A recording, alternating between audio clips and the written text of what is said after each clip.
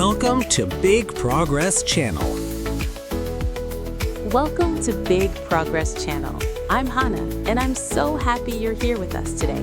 If you enjoy calm, practical English conversations that help you finally speak with confidence, don't forget to subscribe and join our cozy learning space.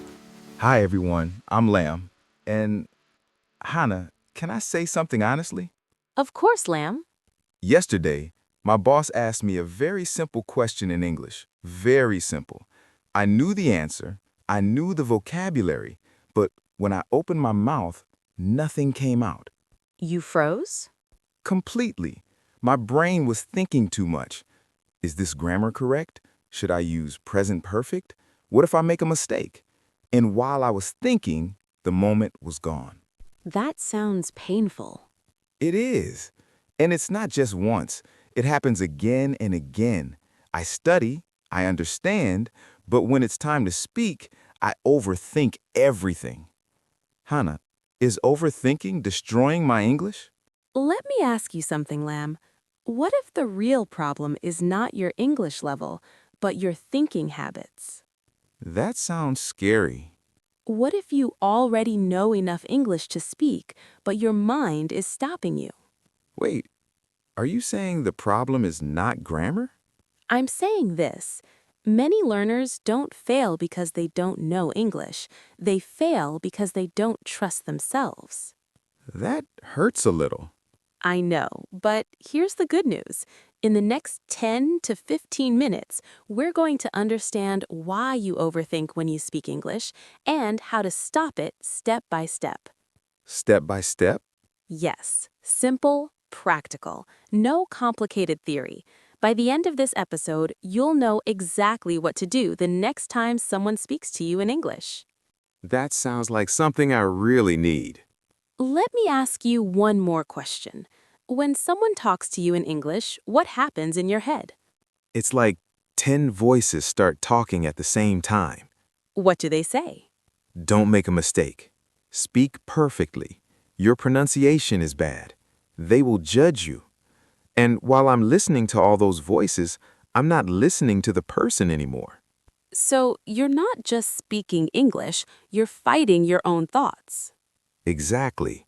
And I always lose. Do you know what's interesting? What? When you speak your native language, do you think about grammar? No, never. Do you build perfect sentences in your head before speaking? No, I just talk. So why do you think English must be perfect before it leaves your mouth? Because it's not my language. I feel like I must prove something. Prove what? That I'm not stupid. Ah. I know it sounds dramatic. It doesn't. It sounds honest. Sometimes I even prepare a sentence in my head, but before I say it, I change it. Then I change it again, and then someone else starts talking. And your chance disappears. Yes, it's like my brain is too slow because it's too busy checking everything. That is overthinking, not a lack of vocabulary, not a lack of intelligence, overthinking. So, I'm not bad at English? You are not bad at English. You are too strict with yourself. That feels different. Let me tell you something important. Communication is not about perfect sentences. It's about clear meaning. But what if my grammar is wrong? Let me ask you this, Lamb. If someone says to you, "Yesterday I go to supermarket," do you understand? Yes. Is the grammar perfect? No. But communication happens. That's true. Overthinkers believe one mistake equals failure, but real communication is flexible. So my standard is too high? Not high, unrealistic. Ouch. And because your standard is unrealistic, you feel fear before speaking. Then your brain goes into protection mode. Protection mode. Yes, your brain thinks if we don't speak, we can't make a mistake. So silence feels safe. Exactly. But silence also keeps you stuck. That explains so much. Tell me, Lamb, after you don't speak, how do you feel? Frustrated, angry at myself. I replay the conversation in my head. I say, I should have said this. I could have said that. So you can speak just 5 minutes too late. Yes. Why is my English always perfect after the conversation? Because there is no pressure anymore. So pressure makes me stupid? Pressure makes you overthink. That's worse. And here's the most dangerous part. There's more? Every time you stay silent, your brain learns something. What does it learn? It learns that avoiding speaking is the safest choice. So I'm training myself to be quiet? Yes, That's not what I want. I know, and that's why we need to break this pattern. But how? Because when the moment comes, everything happens so fast. That's exactly what we're going to explore next. You mean there's a way to control this? There is a way to reduce overthinking, but first we need to understand what is really happening inside your mind when someone says, "Can you explain this in English?" Okay, I'm listening. Because if we don't understand the root of overthinking, any solution will only be temporary. So the problem is deeper than grammar. Much deeper. Then tell me, what is really going on in my mind when I try to speak and everything freezes? Let's slow this down, Lamb. When your boss asked you a simple question in English, what was the first thing you thought? Honestly, don't make a mistake. Good, that's the key. Not how can I answer clearly, but don't make a mistake. Yes, I focus more on avoiding mistakes than giving an answer. That shift is very important. When your goal is to avoid mistakes, your brain goes into control mode. Control mode? Yes, you try to control every word, every tense, every sound. Instead of communicating, you are editing. Editing in real time. Exactly. And real-time editing is very slow. That's why I feel like my brain is lagging. Let me explain the psychology behind this. When we overthink, we activate self-monitoring too much. Self-monitoring? It means you are watching yourself while you are performing. Like I'm my own teacher and my own student at the same time? Perfect example. Imagine you are driving a car. Okay. If you think about every small movement, now I move my foot, now I turn the wheel, now I check the mirror, what happens? I will probably crash. Exactly. But experienced drivers don't think about every step. They trust their practice. So when I speak English, I'm thinking like a beginner driver. Yes, even if your level is B1, your mindset is still beginner. That hurts, but it makes sense. Now, let's connect this to grammar. You said you worry about tense, right? Yes, I always ask myself, is this present perfect or past simple? Let's use a real example. Imagine your boss asks, "Have you finished the report?" Okay. If you answer, "Yes, I finished it," is it perfect grammar? Maybe not perfect, but understandable. Correct. The more natural answer might be, "Yes, I have finished it," but communication still works. So even if I choose the simpler structure, it's okay? Yes, overthinkers often believe if it's not perfect, it's wrong. That's exactly how I feel. But in real conversation, clarity is more important than perfection. So I should focus on meaning, not form. That's a powerful sentence. Focus on meaning, not form. Let's repeat it. Focus on meaning, not form. Good. Now, let's look at another structure that makes learners overthink. Conditionals. Oh no, not conditionals. Relax. Simple example. You want to say, "If I have time, I will check it." Okay. Many learners stop and think, is it "if I will have time"? Is it "if I had time"? Yes, I panic. But in real life, even if you say, "If I will have time, I will check it," people still understand you. So the mistake is not the end of the world. Exactly.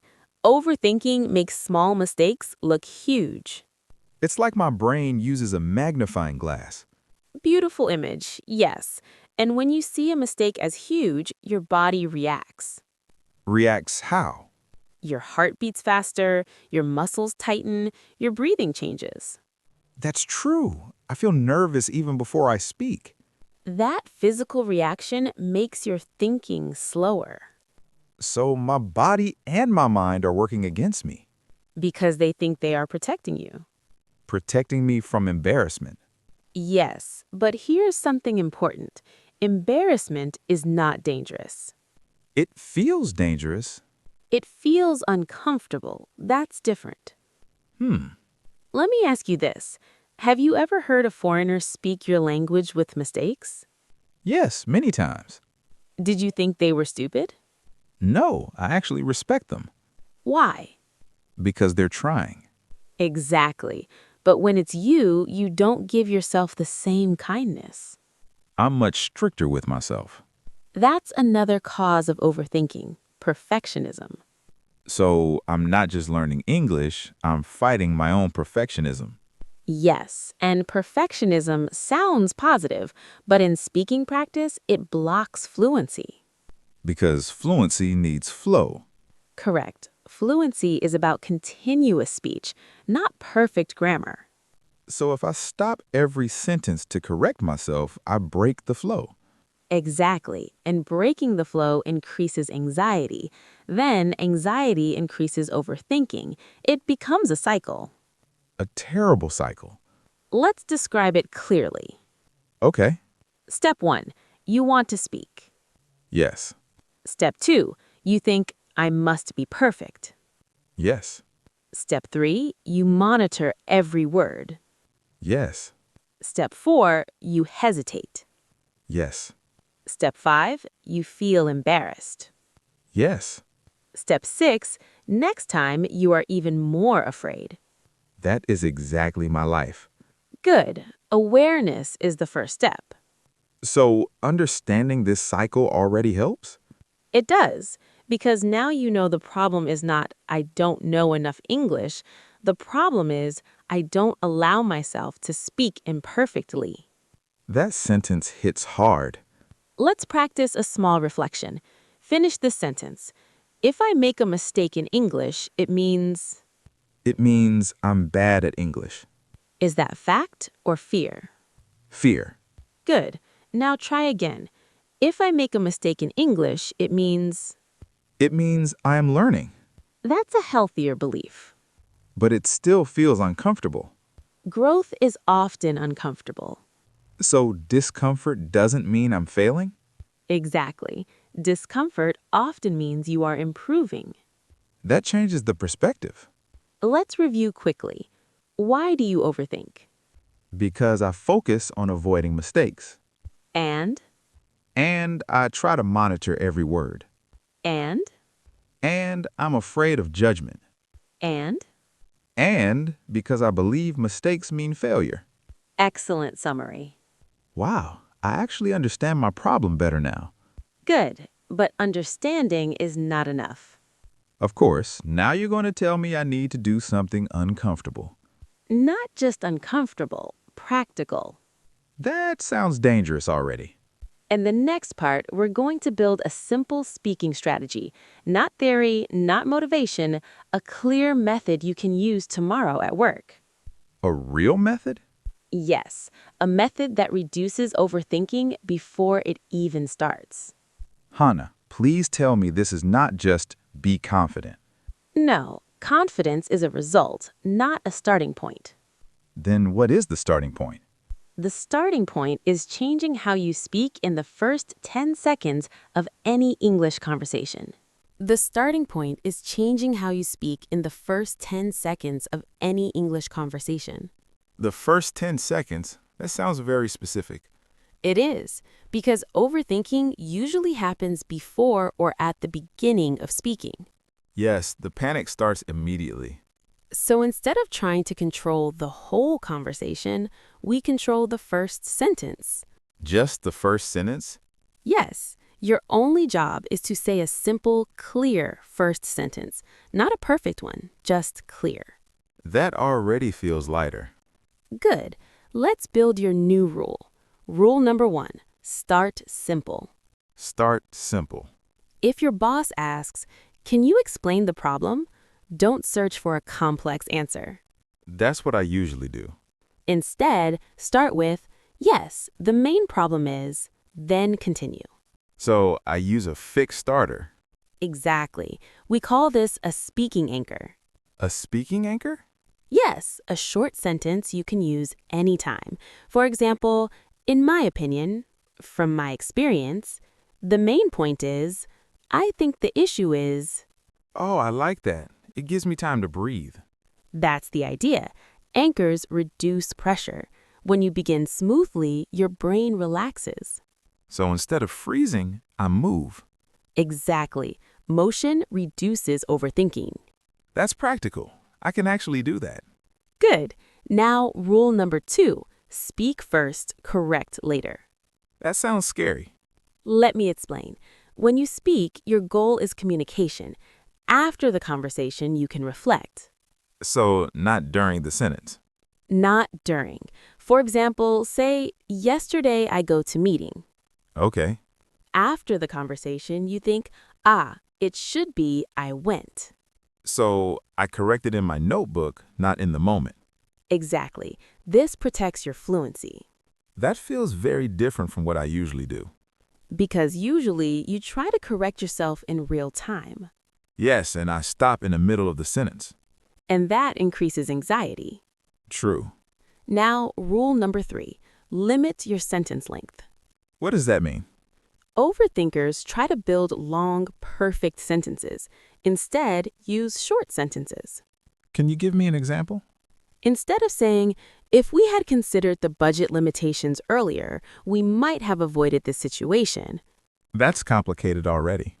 you can say, "We didn't check the budget early. That caused the problem." 2 simple sentences. Yes, simple language, clear message. That feels safer. And clarity builds confidence. So short sentences are not childish? Not at all. Clear communication is professional. That changes my mindset. Good. Now let's do a small exercise. Live right now? Yes, safe environment, no judgment. Okay, I'm ready. Imagine I'm your boss. I ask, "Why is the project delayed?" Okay. Remember the 3 rules. Start simple, use an anchor, keep sentences short. All right. The main problem is we didn't get the materials on time. The supplier was late. Excellent. Really? Clear, direct, no overthinking. That felt easier than I expected. Because you didn't try to sound impressive, you tried to be clear. That's true. Now, let's reflect. Did you make any small grammar mistakes? I don't think so, but maybe. Even if you did, communication worked. Yes, it did. Now tell me, how did your body feel when you started with "the main problem is"? More stable, like I had something to hold. That's the power of anchors. I think I've been trying to jump into deep water without learning how to float first. Beautiful metaphor. So floating first means simple sentences. Exactly. I feel like I can actually do this tomorrow. That's the goal. Not perfect English, usable English. Usable English. I like that. Now, let's summarize your new strategy. Okay. Step 1. Start with a speaking anchor. Step 2. Speak first, correct later. Step 3. Use short, clear sentences. Perfect. Hannah, I still feel a little nervous. That's normal. Confidence doesn't come before action. It comes after repeated action. So, I don't wait to feel confident? No, you act with small courage. Confidence follows. Small courage. That sounds manageable. And remember, every time you speak imperfectly but clearly, you break the overthinking cycle. So, silence trains fear, speaking trains confidence. Exactly. I wish I understood this earlier. It's never too late. You know what? Tomorrow, if my boss asks me something in English, I would start with, "in my opinion," and just go. That's progress. Small progress. Big impact. Hannah, I feel lighter. Good. That means your thinking is changing. So, overthinking is not my identity, it's just a habit. Exactly. And habits can change. Slowly. Yes, small words, small actions, big results. I think I'm ready to try. And to everyone listening, remember, you don't need perfect English to start speaking. You need permission to be imperfect. That line is powerful. If today's conversation helped you, please like this video so more learners can find it. And subscribe to Big Progress channel if you want more practical conversations like this. Share your experience in the comments. When do you overthink the most while speaking English? We read your comments, and you're not alone. Keep practicing. Keep speaking. Small words. Big progress.